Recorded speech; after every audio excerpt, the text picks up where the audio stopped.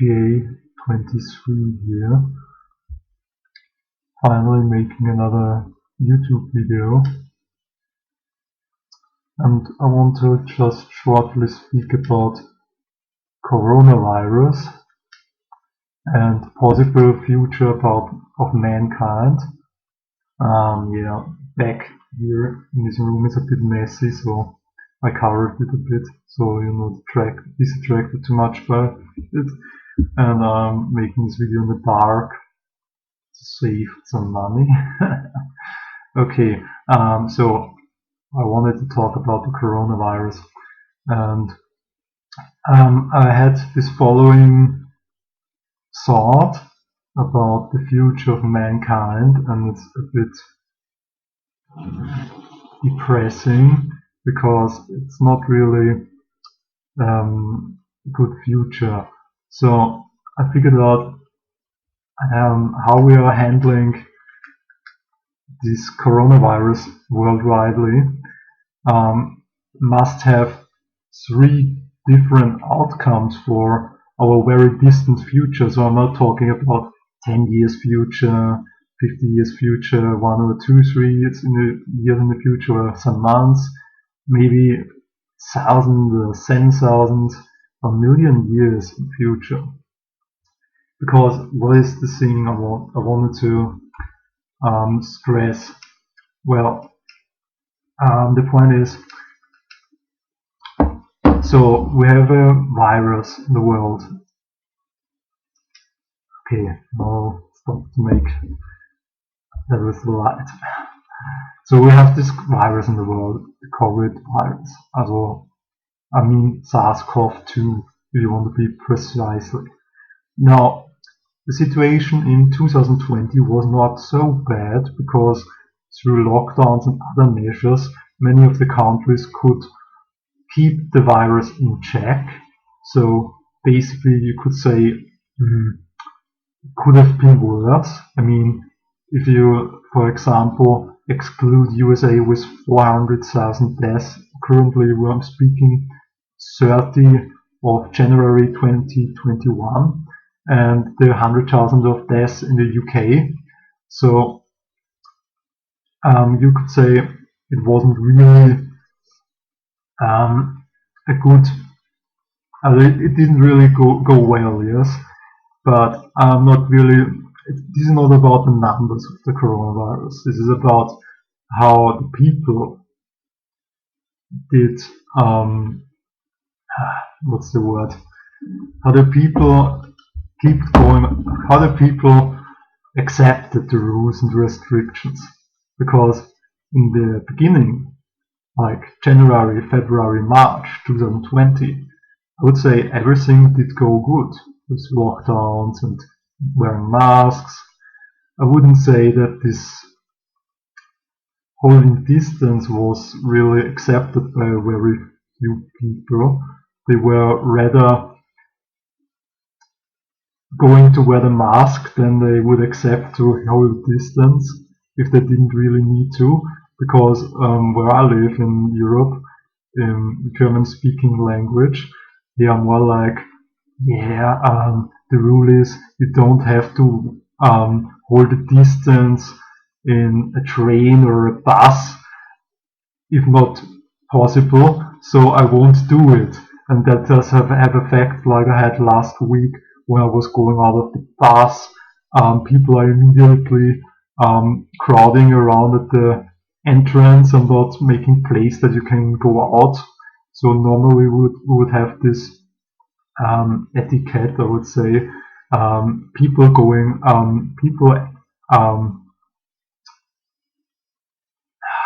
not so good in English anymore like I was before.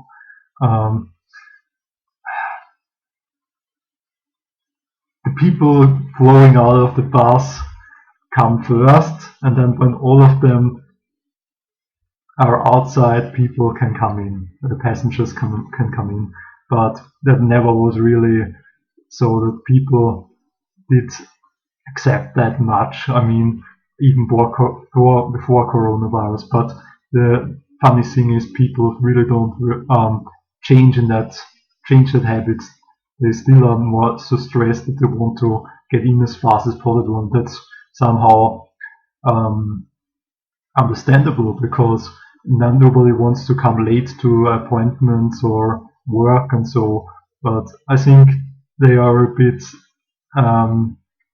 yeah, they should really think more about their own safety, not about being too far, being somewhere on time instead of late, because you can always apologize for coming late. That's, at least that's what I think.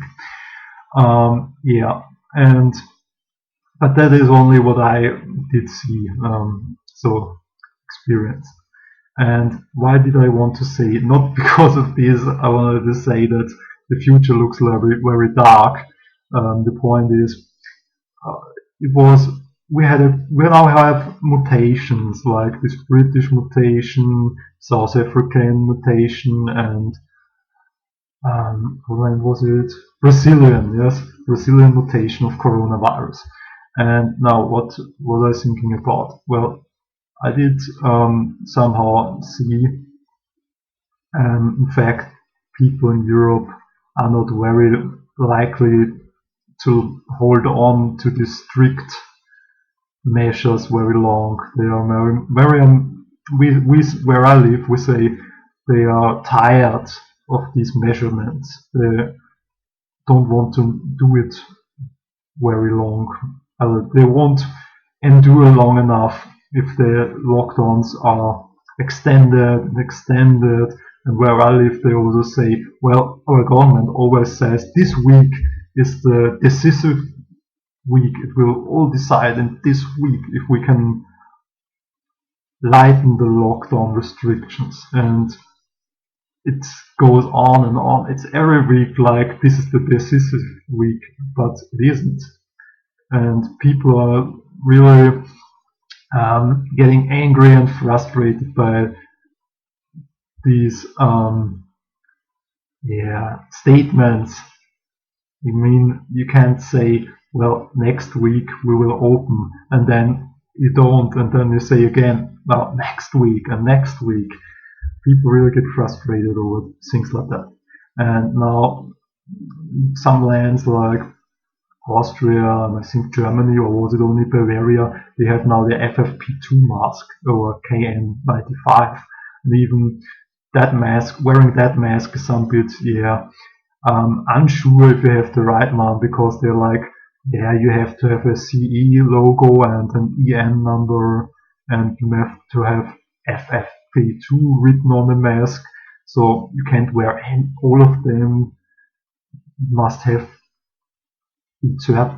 been certified. It's really not so easy, but people are also not really happy that they have to wear other masks that only allow like 5% leakage. I don't know.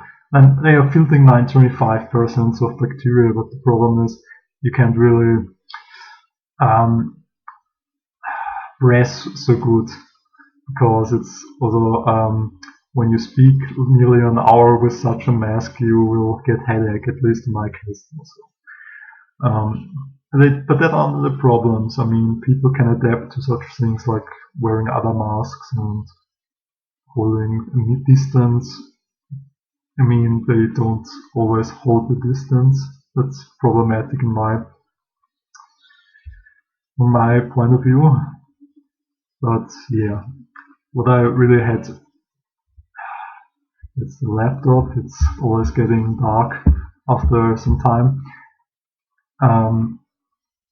The problem is they are, except for China, I would say, in very much of the countries, the people don't really they don't always do what the government says when it's about these pandemic restrictions, like the lockdowns, and we call it lockdown, but basically it's no lockdown. Shops are closed. You can't go eating. Can only take things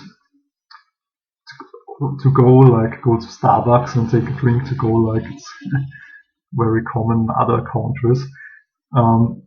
And yeah, only grocery stores are open at the moment, and pharmacy, and you can go at least to the dentist. The point was, yeah, I wanted to speak about China. So China, um, socialist or communist government, I'm not sure, but basically the government says something and you have to do it, because otherwise you will get harsh punishments, and that does really work.